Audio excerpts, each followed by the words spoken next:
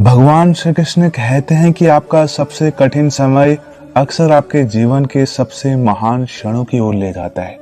इसलिए बढ़ते रहो। कठिन परिस्थितियां अंत में लोगों का निर्माण करती है। सपने देखना कभी बंद मत करो। विश्वास करना कभी मत छोड़ो। कभी हार मत मानो। कोशिश करना कभी बंद ना करें और हमेशा सीखते रहें। दुनिया में अधिकांश महत्वपूर्ण चीजें उन लोगों द्वारा पूरी की जाती है जो तब भी प्रयास करते रहे जब उन्हें कोई उम्मीद नहीं थी। हमारी सबसे बड़ी कमजोरी हार मानने में निहित है। सफल होने का सबसे निश्चित तरीका हमेशा सिर्फ एक बार और प्रयास करना है। सफलता रातों रात नहीं मिलती, यह किस्तों में आती है। आज थोड़ा सा मिलता है, कल थोड़ा सा मिलता है और एक दिन आपको पूरी सफलता का फल मिल जाता है। श्री कृष्ण कहते हैं कि ताकत जीतने से नहीं आती, आपका संघर्ष ही आपकी ताकत का विकास करता है। जब आप कठिनाइयों से गुजरते हैं और आत्मसमर्पण नहीं करने का निर्णय लेते हैं तो यही सच्ची ताकत बन जाती है। आपके सपनों को चकनाचूर करने की ताकत तब तक किसी में नहीं है जब तक आप उन्हें यह अधिकार नहीं देते। जीत की लत तब लग जाती है जब आप हार मानने के सारे बहाने नष्ट कर देते हैं। माना कि सफलता पाना इतना आसान नहीं है, पर कोशिश करने वालों के लिए कुछ भी मुश्किल नहीं है। बुरा वक्त आपको जिंदगी के उन सभी सच से सामना करवाता है जिनका आपको अच्छे समय में कभी ख्याल नहीं आता है। अगर आप स्वयं हार नहीं मानते तो यकीन मानिए आपको इस दुनिया में कोई नहीं हरा सकता। पृथ्वी पर ऐसा कोई व्यक्ति नहीं है जिसको समस्या ना हो और कोई ऐसी समस्या नहीं है जिसका कोई समाधान ना हो। मंजिलें चाहे कितनी भी ऊंची क्यों ना हो, उसके रास्ते हमेशा पैरों के नीचे से जाते हैं। एक बार एक बहुत ही दुखी व्यक्ति एक महात्मा के पास आकर कहता है, मैं अपने जीवन से बहुत दुखी हूँ। मैं अपने बीवी बच्चों और अपने परिवार को भी खुश नहीं रख सकता। मैं अपने लिए भी कुछ नहीं कर पा रहा हूँ। कभी कभी तो मुझे अपनी जिंदगी को खत्म करने के ख्याल आते हैं। आप इतनी साधनाएं करते हैं, इतनी तपस्याएं करते हैं कि आप मुझे कोई ऐसा मार्ग बता सकते हैं जिससे मैं अपने बुरे वक्त से बाहर आ सकूं। मेरा बहुत बुरा समय चल रहा है। 2 वक्त की रोटी का इंतजाम करना भी मेरे लिए बहुत मुश्किल हो गया है। अब आप ही बताएं कि ऐसे वक्त में मैं जिंदा रहूं तो कैसे रहूं, कैसे अपने परिवार को खुश रखूं। कृपया करके कोई साधारण सा तरीका बताने की कृपा करें ताकि मैं आसानी से समझ सकूं, क्योंकि मैं बहुत पढ़ा लिखा नहीं हूं। अगर आप बड़ी बड़ी ज्ञान की बातें करेंगे तो शायद मैं कभी समझ भी नहीं पाऊंगा। ये सुनकर महात्मा ने मुस्कुराते हुए कहा कि तुम एक काम कर सकते हो मेरा। उन्होंने सामने की तरफ इशारा करते हुए कहा कि उस ऊंची पहाड़ी पर एक मंदिर है और उस मंदिर के पास चींटियों का एक घर है जहां पर हजारों चींटियां रहती है। तुम्हें सुनने में बड़ा अजीब लगेगा, लेकिन वो चींटियां उस मंदिर की जमीन को खराब कर देती हैं, उस मिट्टी की उपजाऊ शक्ति को खत्म कर देती हैं, जिसके कारण वहां पर कोई भी पेड़ या कोई भी घास पनप नहीं पाती। वे महात्मा कहते हैं कि तुम मेरा ये काम करो, उसके बाद मैं तुम्हें तुम्हारे सवालों के जवाब दे दूंगा। तुम 7 दिन तक रोज उस पहाड़ी पर जाओ और उस चींटियों के घर को तहस नहस कर दो, उसको तोड़ दो। जब भी तुम्हें चींटियों का घर दिखे मंदिर के आसपास तो उसे वहीं पर तहस नहस कर देना। लेकिन याद रहे, घर को तोड़ने में कोई भी चींटी मरनी नहीं चाहिए। इस बात को समझने का प्रयास करते हुए वो युवक वहां से चला गया। शायद उस व्यक्ति को कुछ समझ में नहीं आया था कि महात्मा ऐसा क्यों करवा रहे हैं। वो तो उन चींटियों पर अन्याय कर रहे हैं, उनका घर तोड़वा रहे हैं, उन्हें नुकसान पहुंचा रहे हैं। आखिर कौन महात्मा ऐसा करेगा? लेकिन फिर भी उन महात्मा की बात मानते हुए वो अगले दिन से ही पहाड़ी पर जाना शुरू कर देता है। जब वो पहले दिन पहाड़ी पर पहुंचता है तो देखता है कि बहुत सारी चींटियां अपना खाना जुटाने में लगी हुई है। सारी चींटियां कतार से चल रही थी और अनाज के छोटे छोटे कण उठाकर अपने घर में जमा कर रही थी। ये देखकर पहले तो उस युवक का मन कमजोर पड़ गया। उसने सोचा कि इतनी मेहनत से ये अपना घर बना रही हैं और मैं इनके घर को तबाह कर दूंगा तो इनको कितना बुरा लगेगा। लेकिन फिर उसने उन महात्मा की बात याद करते हुए उनके घरों को तोड़ना शुरू कर दिया। जल्द ही चींटियों में हाहाकार मच गया। वो इधर उधर दौड़ने लगी।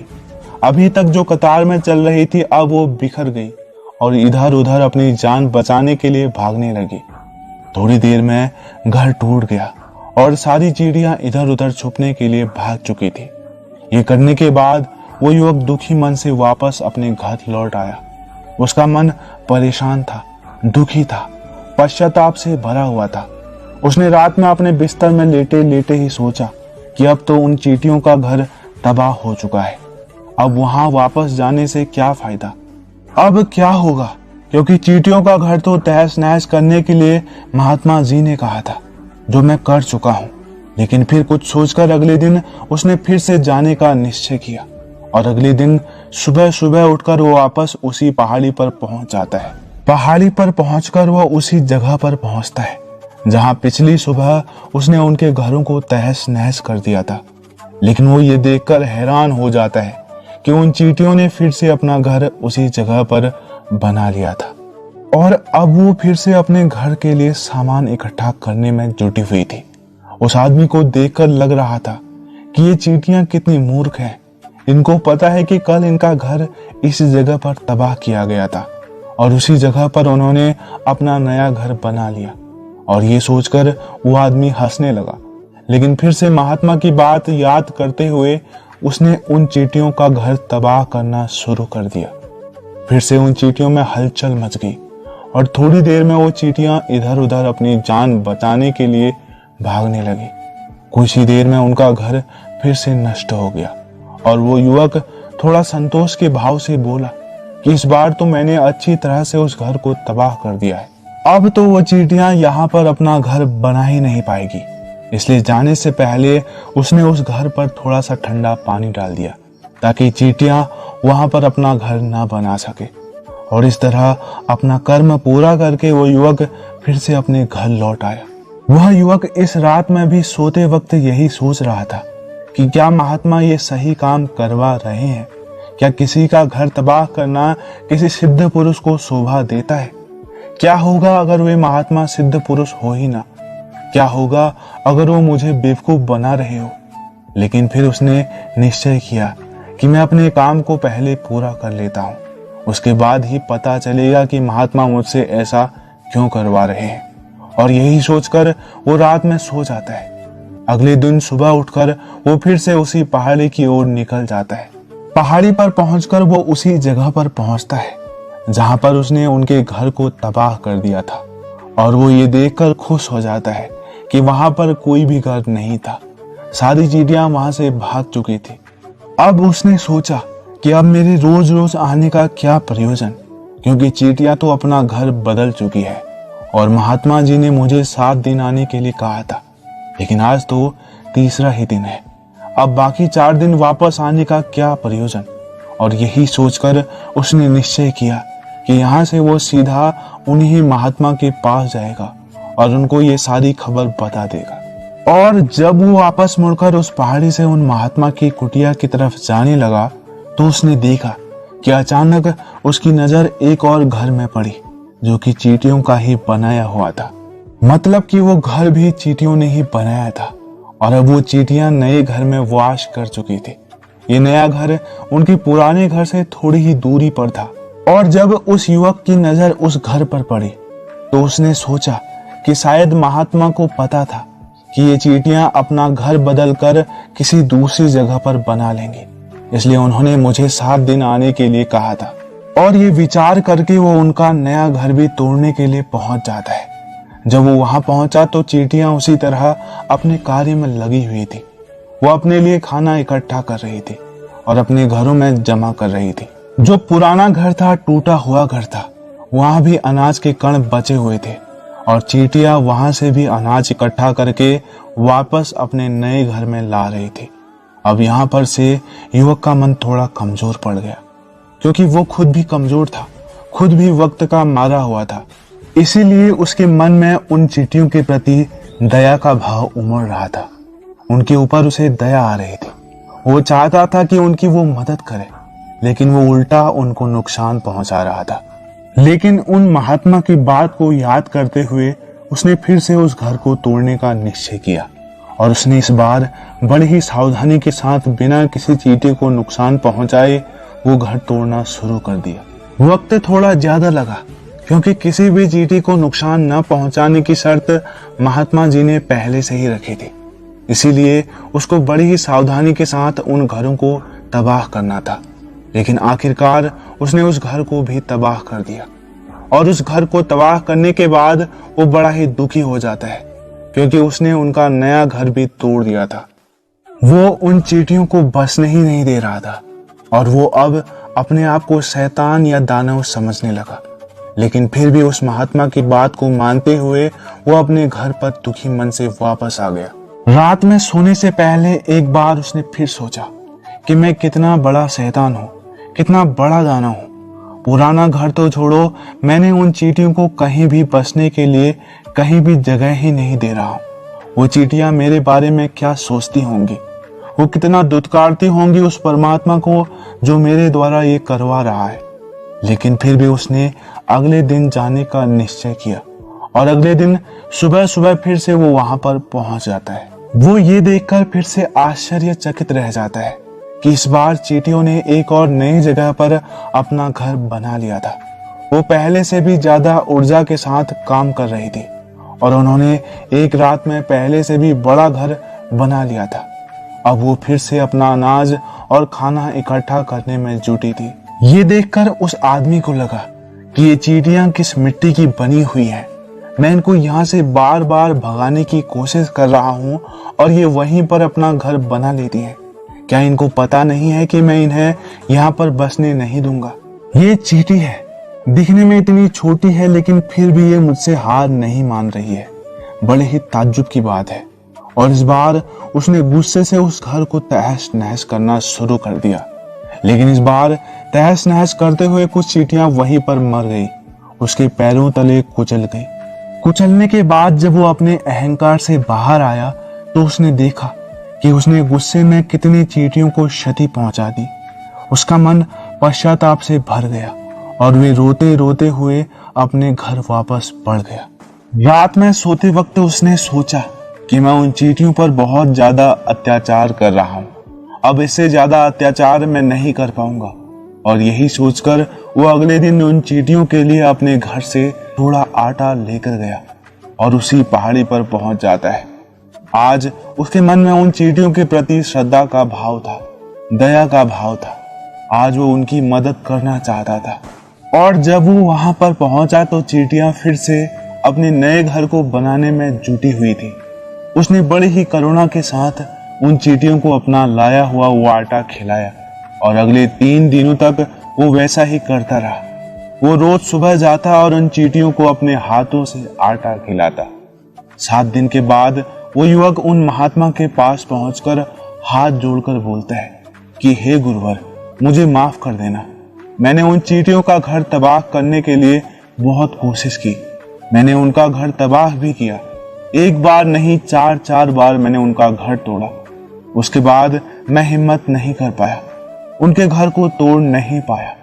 मैं समझ सकता हूं कि मैंने आपका काम नहीं किया और इसके बदले आप मुझे वो तरीका नहीं बताएंगे जो कि मुझे मेरे बुरे समय से बाहर निकाल सकता है। लेकिन मुझे इसका कोई खेद नहीं है। मुझे लगता है कि मैंने जो किया वो सही किया, इसीलिए मैं आपसे आज्ञा लेकर वापस जाना चाहता हूँ। कृपया मुझे अपने घर जाने की आज्ञा दीजिए। ये सुनकर उन महात्मा ने मुस्कुराते हुए कहा कि अरे बेटा, कहाँ चल दी, रुको तो सही, जलपान तो कर लो, थोड़ी देर ठहर जाओ, उसके बाद चले जाना। और ये कहकर वो महात्मा उस युवक के लिए पानी लेकर आते हैं। पानी पिलाने के बाद महात्मा उस युवक से पूछते हैं कि तुम मुझे ये बताओ कि आखिर तुम उन चींटियों का घर तबाह क्यों नहीं कर सके? वो चींटियां तो छोटी छोटी हैं और तुम उनके सामने इतने विशाल काय हो, फिर भी तुम उन छोटी छोटी चींटियों का घर तबाह नहीं कर पाए। कहाँ है तुम्हारी शक्ति, तुम्हारा बाहुबल? इसका जवाब देते हुए उस युवक ने कहा कि हे महात्मन, मैंने उन चींटियों का घर तबाह कर दिया था, बार किया था, और एक बार तो गुस्से में उन चींटियों को भी मैंने हानि पहुंचा दी थी। लेकिन जिस दिन मैंने उनको हानि पहुंचाई, उसी दिन मुझे लगा कि मैं इनको हानि क्यों पहुंचा रहा हूं, क्यों इनको इतनी तकलीफ दे रहा हूं। और उसी दिन से मैंने उनको क्षति पहुंचाने के बजाय, नुकसान पहुंचाने के बजाय उनकी सहायता करनी शुरू कर दी। ये सुनकर उन महात्मा ने कहा कि यही तो सीखने की बात है। एक छोटी सी चींटी हमें जीवन का संदेश दे जाती है। मैंने तुम्हें उन चींटियों का घर तबाह करने के लिए नहीं भेजा था। मैंने तो तुम्हें भेजा कि तुम उन चींटियों से कुछ सीख सको। तुम्हें क्या सीख मिली उन चींटियों से बता सकते हो? ये सुनकर उस युवक ने पूरी कहानी बयां कर दी। पूरी कहानी सुनने के बाद महात्मा ने मुस्कुराते हुए कहा कि हे शिष्य, पहली सीख जो इन चींटियों से लेनी चाहिए थी वो यह है कि तुमने कितने ही बार उनके घर को तोड़ने की कोशिश की, कितने ही बार प्रयास किया कि उनका घर तबाह हो जाए, लेकिन वो हर बार अपना नया घर बना लेते थे। उन्होंने कभी भी हार नहीं मानी।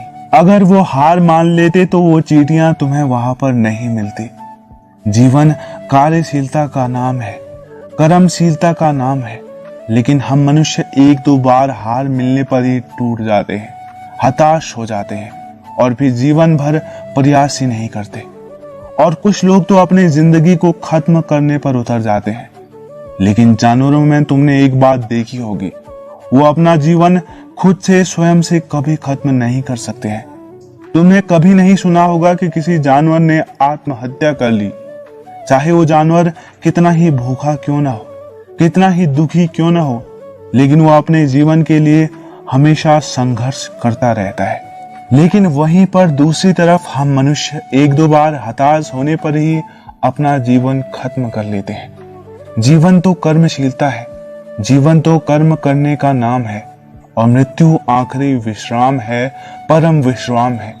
इसीलिए मृत्यु से पहले कर्म करना कभी मत छोड़ना, क्योंकि मृत्यु के बाद तो तुम परम विश्राम में चले ही जाओगे। तो उससे पहले कर्म करना क्यों छोड़ रहे हो, क्यों हताश हो रहे हो? अगर तुम्हारा एक घर टूट गया है तो दूसरा घर बनाने का प्रयास करो, कोशिश करो, और कोशिश करने वालों की कभी हार नहीं होती। ये तुम उन चींटियों से देख चुके हो। देखने में तुमसे कितनी छोटी हैं वो चींटियां और तुम इतने बड़े हो, लेकिन उनका मन तुम्हारे मन से इतना बड़ा है, इतना विशाल है, इतना दृढ़ संकल्पी है कि इतनी बार घर टूटने पर भी उन चींटियों ने कभी हार नहीं मानी। दूसरी सीख यहाँ से लेने की थी, वो ये थी कि जब भी हमारे ऊपर बुरा समय आता है, हमें लगता है कि ये समय कभी नहीं जाएगा, ये समय मेरे जीवन को बर्बाद कर देगा, मुझे कभी नहीं जीने देगा। और अपने इन्हीं ख्यालों से, अपने इन्हीं विचारों से, जिनका असलियत में कोई अस्तित्व नहीं है, वो सिर्फ विचार हैं, और वही विचार हमारे मन को दुखी कर देते हैं और इसीलिए हम प्रयास करना भी छोड़ देते हैं। लेकिन तुम खुद सोचो कि बार बार प्रकृति हमें क्षति पहुंचाएगी, नुकसान पहुंचाएगी, लेकिन कब तक पहुंचाएगी? अगर हम बार बार फिर से उठ के फिर से नया प्रयास करते रहेंगे तो प्रकृति भी हमारे सामने घुटने टेक देगी और वो भी एक ना एक दिन हमारे ऊपर दयावान हो जाएगी, कृपालु हो जाएगी और वो हमें सब कुछ देने लगेगी जिसकी हमने कामना की थी। तुमने खुद देखा कि तुम उन चींटियों को तबाह करने के लिए पहुंचे थे, लेकिन बाद में तुम ही उन चींटियों को अनाज और आटा देने लगे। तुम ही उन पर कृपालु हो गए। क्यों हुए? क्योंकि तुमने देखा कि वो चींटियां हार नहीं मान रही है। इसी तरह अगर तुम भी अपने जीवन में कभी हार नहीं मानोगे तो एक ना एक दिन ये प्रकृति तुम्हें वो सब कुछ देगी जो तुम अपने जीवन में पाना चाहते हो। इसीलिए ये दो सीख याद रखना कि कर्मशीलता कार्य करते जाना और दूसरा कि एक ना एक दिन प्रकृति तुम्हारे उस कर्म का परिणाम तुम्हें जरूर देगी। दोस्तों, ये वीडियो यहीं पर समाप्त होती है। आशा करते हैं कि आपने इससे बहुत कुछ सीखा होगा। मिलते हैं आपको अगली वीडियो में। तब तक के लिए अपना ख्याल रखें। धन्यवाद।